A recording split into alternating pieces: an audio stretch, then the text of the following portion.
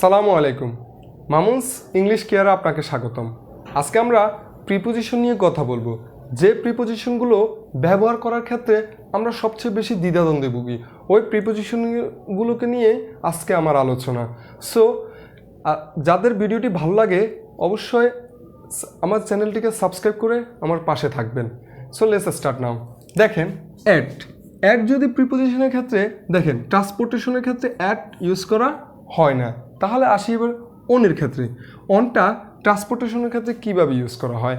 যে ট্রান্সপোর্টেশনগুলো সামষ্টিকভাবে ব্যবহার করা হয়, সমষ্টিগতভাবে সেটাও ব্যবহার করা হয়, এবং কি সে ট্রান্সপোর্টেশনের ক্ষেত্রে ভিতরে হাঁটা যায়, এবং কি বসা যায়, দাঁড়ানো যায়, এবং কি সেখানে ঘুমানোও যায়, সেই ক্ষেত্রে এটা কি হবে? অন হবে। যেমন দেখেন, ট্রেন একার পক্ষে এটা সম্ভব না।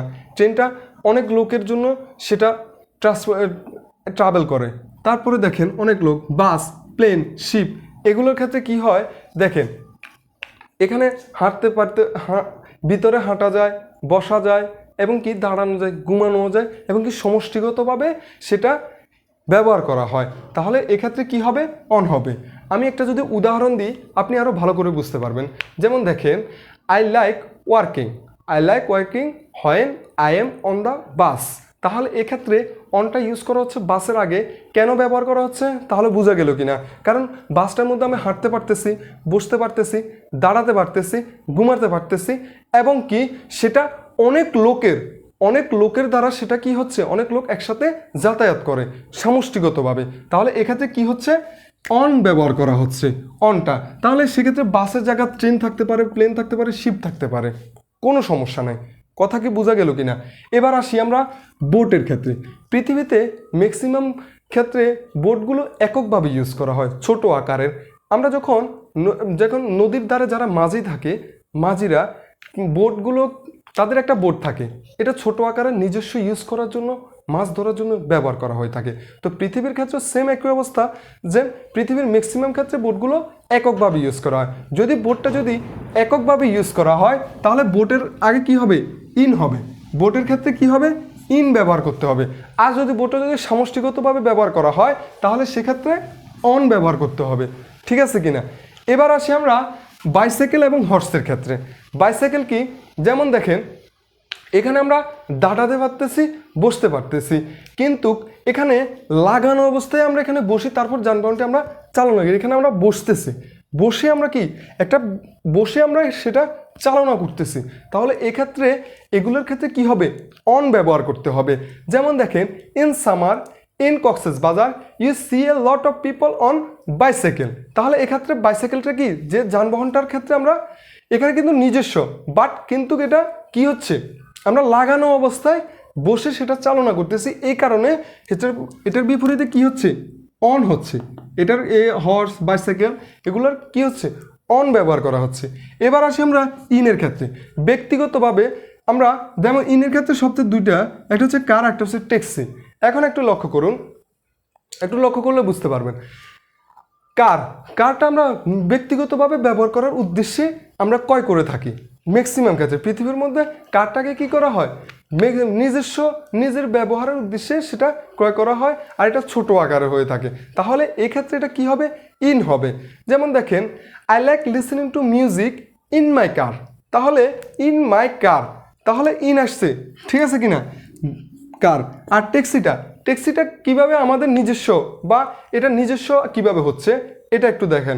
যেমন দেখেন, আমি যদি এক স্থান থেকে অন্য স্থানে যাই, যেমন গুলশান থেকে যদি আমি বনানীতে আসি, তাহলে দেখা গেল কি আমরা গুলশান থেকে বনানীতে যাচ্ছি, তাহলে গুলশান একটা আর বনানী একটা। এখানে একটা ট্যাক্সি যদি আমি নিই ভাড়ায় চালিত, এখান থেকে আমাকে গুলশানে নিয়ে যান, বা বনানী থেকে আমাকে গুলশানে নিয়ে যান, তাহলে এটা কিন্তু ভাড়ায় চালিত হচ্ছে এবং নির্দিষ্ট সময়ের জন্য, এমনকি আমি ভাড়া দিচ্ছি তার জন্য সে আমাকে নিচ্ছে।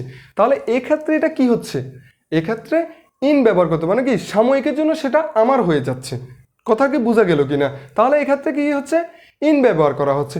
যেমন দেখেন, call me when you are in the taxi. তাহলে এক্ষেত্রে কি করা হচ্ছে? ইন ব্যবহার করা হচ্ছে। এবার আসি বাই ট্রান্সপোর্টেশনের ক্ষেত্রে। ট্রান্সপোর্টেশনের ক্ষেত্রে বাইটা যখন আপনি কিছু দিয়ে আসতেছেন বা আপনি কিভাবে আসছেন এখানে, তখন আপনি হয়তোবা প্লেন দিতে পারেন, by plane, by car, by train, মানে I come by car, by train, by plane, মানে কি এটা ট্রান্সপোর্টেশনে বাই ইউজ করা হবে, মানে আপনি কীভাবে আসতেছেন। এখন আসেন ওয়ার্ক এবং ফুটের ক্ষেত্রে, একটা এক্সেপশনাল হচ্ছে ওয়ার্ক এবং ফুট। আমি আগে বলছি এখানে যে বাইসাইকেল এবং হর্সের মতো এটো ওয়ার্ক এবং ফুট, আমরা যে যানবাহনটা উপরে বসে আসতেছি, দাঁড়িয়ে আসতেছি এবং কি যানবাহনটা আমার নিচে থাকতেছে, তাহলে এক্ষেত্রে কি হচ্ছে সেটা অন ব্যবহার করা হবে। এখানে আমি হাঁটতেছি মাটির উপরে, কিন্তু হাঁটাটা মাটির উপরে হচ্ছে, তাহলে এক্ষেত্রে মাটিটাকে কি হচ্ছে আমরা স্পর্শ করে যাচ্ছি, তাহলে এক্ষেত্রে এই ওয়ার্ক এবং ফুটের ক্ষেত্রে আই কাম অন ওয়ার্ক অথবা ফুট। কথাটা বোঝা গেল কিনা এটা একটু। এবার আসি এট লোকেশনের ক্ষেত্রে। আপনাকে এখানে এটা একটু লক্ষ্য করুন, এক্সাক্ট লোকেশন মানে কি এক্সাক্ট টু দ্য পয়েন্ট, মানে কি এক্সাক্ট লোকেশনটা আপনাকে বলে দিবে অ্যাট ব্যবহার করার ক্ষেত্রে। যেমন দেখো meet me at my house, মানে কি আমার সাথে দেখো আমার হাউসে, মানে কি অন্য কোথাও না, মানে কি নির্দিষ্ট একটা স্থান বোঝাচ্ছে। তাহলে এক্ষেত্রে কি করা হচ্ছে ইউজ করা হচ্ছে অ্যাট ইউজ করা হচ্ছে। কথা কি বোঝা গেল কিনা। এখন আসি অনের ক্ষেত্রে।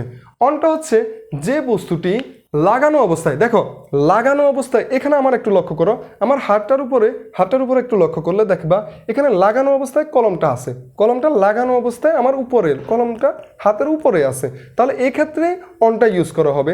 যেমন দেখো the book on the table, মানে কি লাগানো অবস্থায় টেবিলের উপরে রয়েছে, তাই সেক্ষেত্রে এটা কি হচ্ছে অন ব্যবহার করা হচ্ছে। বোঝা গেল কিনা।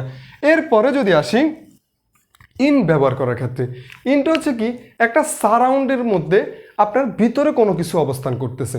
যেমন দেখেন এটা যদি আমি একটি ব্লক ধরি, একটা ঘর ধরি, ঘরের ভিতরে কোনো কিছু যদি অবজেক্ট যদি থাকে, তাহলে সেক্ষেত্রে ইন ইউজ করা হবে। কোনো ঘর, এখানে দেখো এটা ভিতরে একটা নির্দিষ্ট জায়গা রয়ে, তারপরে এর ভিতরে কিছু অবস্থান করতেছে।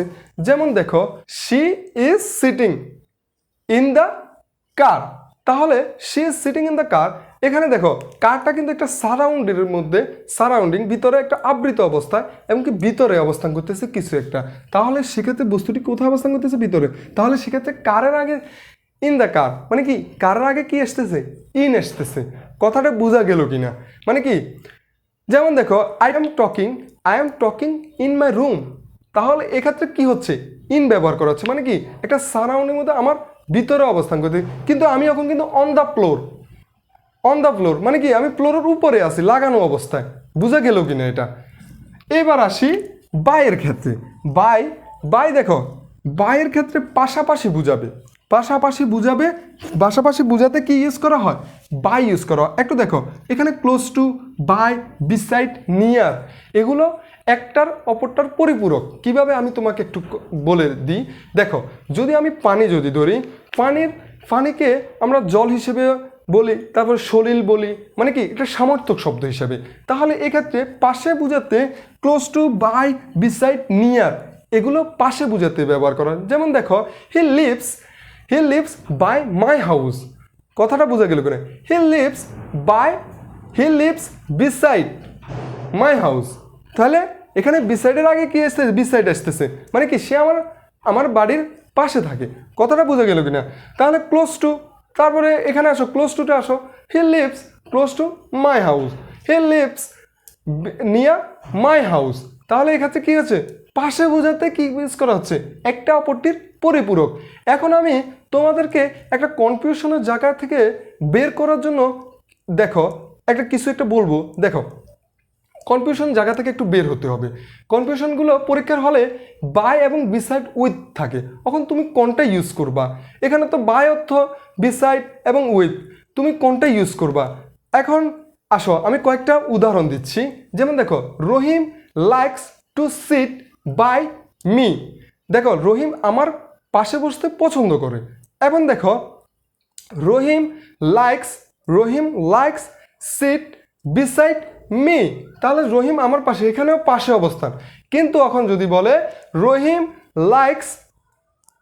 Likes to sit with me, তাহলে রহিম আমার সাথে বসতে পছন্দ করে। এখন যদি অপশনে যদি বাই আছে, বিসাইড আছে, নিয়ার আছে, উইথ আছে, তখন তুমি উইথটাকে বেছে নিবা, কারণ হচ্ছে তিনটে তো আর অপশনে হবে না, উইথটাই হবে। কথাটা বোঝা গেল কিনা? তিনটেরও সঠিক উত্তর হবে না, একটা সঠিক উত্তর হবে, তাহলে সেক্ষেত্রে উইথ ব্যবহার করবা। আমি কি কনফিউশনের জায়গাটাকে ক্লিয়ার করতে পারতেছি কিনা সেটা আমাকে কমেন্ট সেকশনে জানাবা, ঠিক আছে কিনা?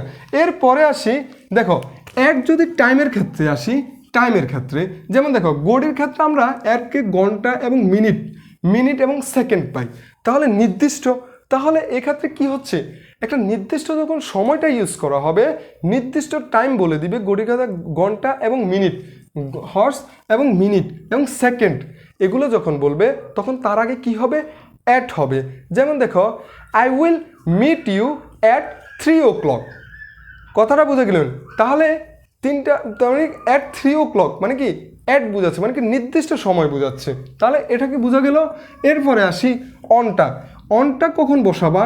দেখো একটা ক্যালেন্ডারের মধ্যে আমরা কি কি পাই, একটা ক্যালেন্ডারের মধ্যে আমরা ডে পাই, মানে কি স্যাটারডে, সানডে, মানডে, টুইসডে, এবং ডেট পাই 1 1 2 3 4 5 6 7 8 এভাবে করে 30 অথবা 31।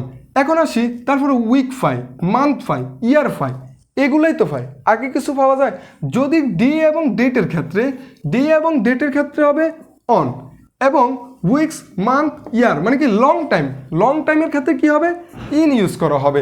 এবার আসি কয়েকটা উদাহরণ দিলে তুমি আরও ভালো করে বুঝতে পারবা। আই উইল কাম অন উইটনেসডে, উইটনেসডে, তাহলে এক্ষেত্রে ডের আগে কি আসতেছে, অন আসতেছে, বোঝা গেল কিনা? যেমন দেখো আই ওয়াজ বর্ন অন 26 জানুয়ারি 1990, তাহলে এক্ষেত্রে অন আসতেছে 26, এটা একটা তারিখ বুঝাচ্ছে, ডেট বুঝাচ্ছে, সেক্ষেত্রে এটা কি আসতেছে, কি আসতেছে, অন আসতেছে।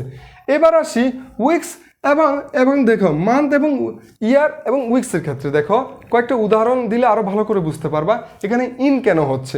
যেমন দেখো the first Olympic held in 1924, তাহলে এক্ষেত্রে ইনটা ইউজ করা হচ্ছে কি 1924, এটা সাল বুঝাচ্ছে।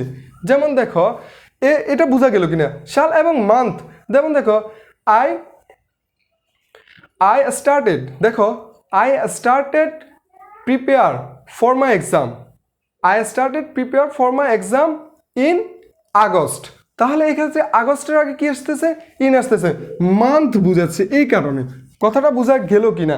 এখন দেখো বাই, বাইটা কখন ইউজ করবা, এন্ড অফ দ্য টাইম, মানে কি তুমি যে কাজটা সম্পূর্ণ করবা শুধু কোন সময়ের মধ্যে সম্পূর্ণ করবে কাজটা, মানে যে কোনো ঘটনা এ সময়ের মধ্যে শেষ হয়ে যাবে। মনে করো একটা কাজ এখানে চলতেছে না, এখানে আসি চলবে, মনে করো এখানে আসি ঘটবে, জিনিসটা হচ্ছে এমন বুঝাবে। যেমন দেখো I will return your money by Monday, বোঝা গেল কিনা? মানে কি একটা নির্দিষ্ট সময়, দেখো এখানে কিন্তু কাজটা কিন্তু যাইতেছে, কিন্তু মানডের মধ্যেই কাজটা শেষ হয়ে গেছে, মানে কি কাজটা চলমান অবস্থায়, মানে কি এন্ড অফ দ্য টাইম, মানে কি কাজের শেষ সময়, এন্ড অফ দ্য টাইম, বোঝা গেল কিনা? এইভাবে করে তোমরা বাসায় প্র্যাকটিস করো। আমি এর পরেও আমি আরও এক্সট্রা ক্লাস দেব, প্র্যাকটিস ক্লাস আসতেছে, সেটাতে আরও ভালো করে বিস্তারিত বুঝতে পারবা। Thank you so much watching this video.